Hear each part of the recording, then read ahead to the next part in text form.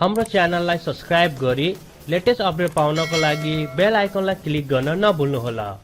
Finally विभिन्न लिक्स र rumour पछि चाहिँ Xiaomiले आफ्नो Redmi Note 9 सिरिजको तीनवटा मोबाइलहरूलाई चाहिँ अलरेडी नै चाइनिज बजारमा लन्च गरिसकेको छ।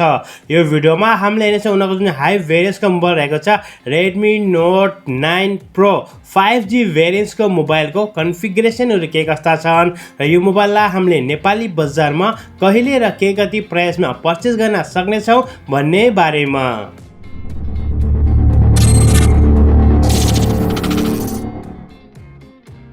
टेक्नेप युट्युब च्यानलमा यहाँलाई हार्दिक स्वागत छ।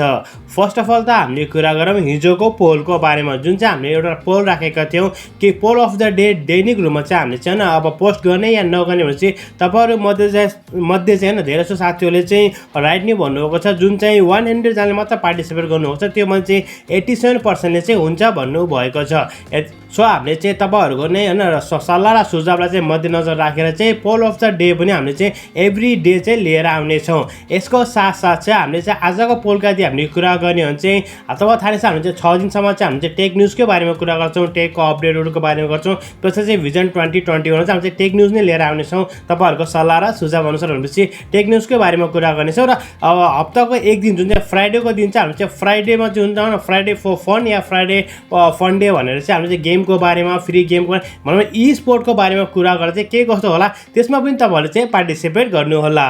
Redmi Note 9 Pro 5G भेरियन्सको मोबाइलको यदि हामीले चाहिँ डिजाइन र लुक्सको कुरा गर्ने हो भने चाहिँ यो चाहिँ एकदमै फेमिलर होइन डिजाइन र लुक्स रहेको छ। जुन चाहिँ हामीले चाहिँ रेडमीकै होइन उनीहरूकै आफ्नो चाहिँ Redmi K30 Ultra र हामीले चाहिँ K30 Proमा देखेका छौँ। डिजाइन हेर्दाखेरि चाहिँ अलमोस्ट सेम नै रहेको छ र यिनीमा चाहिँ हामीले चाहिँ पन्च होल डिस्प्लेलाई देख्न सक्छौँ भने चाहिँ K30हरूमा चाहिँ पपअप सेल्फी क्यामेरा रहेको थियो। अलमोस्ट चाहिँ यिनीहरूको डिजाइनहरू त सेम नै रहेको छ। पछाडिपट्टि राउन्ड सेप विथ तीनवटा या चार क्यामेरा डिफरेन्स छ। अब यसमा चाहिँ हामीले चाहिँ चारवटा क्यामेरा देख्न सक्छौँ भने चाहिँ फ्ल्यास एलइडी लाइटको पनि यसमा सुविधा रहेको छ।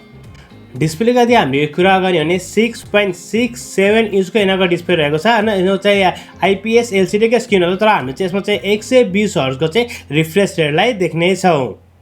सो यो चाहिँ Redmi Note 9 को होइन 5G भेरियन्सको मोबाइल हो जसमा चाहिँ हामीले चाहिँ प्रोसेसरकै कुरा गर्ने भने चाहिँ स्न्यापड्रागन 750G को यिनीहरूको प्रोसेसर रहेको छ।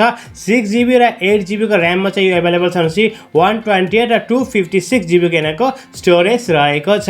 So let's talk about the क्यामेराको बारेमा। पछाडिपट्टि हामीले चाहिँ चारवटा क्यामेरा देख्न सक्छौँ भने मेन भनेको चाहिँ Redmi Note 9 मा चाहिँ 108 मेगापिक्सलको क्यामेरा रहेको छ। यसमा हामीले चाहिँ मेन क्यामेरा चाहिँ 108 मेगापिक्सलको देख्ने छ भने 8+2+2 मेगापिक्सलको बाँकीको क्यामेरा रहेको छ। सेल्फी क्यामेरा चाहिँ 16 मेगापिक्सलकै रहेको छ।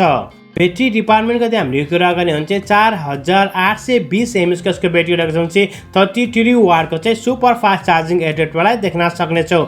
रेडमीको यो चाहिँ होइन 5G भेरियन्सको Redmi Note 9 Pro 5G भेरियन्सको मोबाइलमा पनि हामी चाहिँ रेगुलर र नर्मल सेन्सरलाई देख्न सक्नेछौँ। 3.5mm को हेडसेट जेक रहेको छ। तपाईँहरूले चाहिँ दुईवटा सिमलाई युज गर्न सक्नुहुनेछ। यसको साथमा अब आयर ब्लास्टर त उनीहरूको हुन्छ सबैमा रेडमीकोमा चाहिँ आयर ब्लास्टर पनि यसमा रहेको छ र हामीले चाहिँ यसमा फिङ्गरप्रिन्टकै कुरा गर्ने हो भने चाहिँ हामीले चाहिँ फिङ्गरप्रिन्ट चाहिँ साइडमा चाहिँ देख्न सक्नेछौँ। सो ओभरअल चाहिँ हामीले कुरा गर्ने उनीहरूको डिजाइन र लुक्समा त्यही धेरै डिफ्रेन्स छ तर चाहिँ हामीले चाहिँ Redmi Note 9 मा पनि 108 मेगापिक्सलको क्यामेरालाई देख्न सक्छौँ। त्यो चाहिँ एकदमै राम्रो कुरा। यसको साथमा चाहिँ 5G भेरियन्सको मोबाइल रहेको छ। उनीहरूले अलरेडी नै चाइनिज बजारमा लन्च गरिसकेका छन्। यदि हामीले चाहिँ इन्टरनेसनल भेरियन्सको कुरा गर्ने हो भने चाहिँ आजको डेसम्म चाहिँ कुनै पनि यस्तो अपडेट छैन तर चाहिँ रुमर्सहरू यस्तो आएको छ कि सायद चाहिँ हामीले चाहिँ यो चाहिँ Redmi कोही होइन 9T को नामबाट चाहिँ पाउँछ भन्ने कुरा पनि आएको छ। Redmi Note 9T या कसैले चाहिँ 10 को हिसाबले पनि आउँछ भन्ने कुरा पनि आएको छ। लेट्स सी त्यो त अब केही दिनपछि चाहिँ हामीले चाहिँ थाहा पाउने नै छौँ।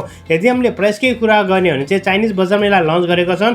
त्यसलाई यदि हामीले कम गर्ने हो भने चाहिँ नेपाली बजारमा चाहिँ Redmi Note 9 Pro भेरियन्स जुन 5G रहेको छ यसको प्राइस चाहिँ नेपाली बजारमा चाहिँ 30 देखि लिएर चाहिँ 35,000 रुपियाँसम्म चाहिँ हुने सम्भावना रहेको छ।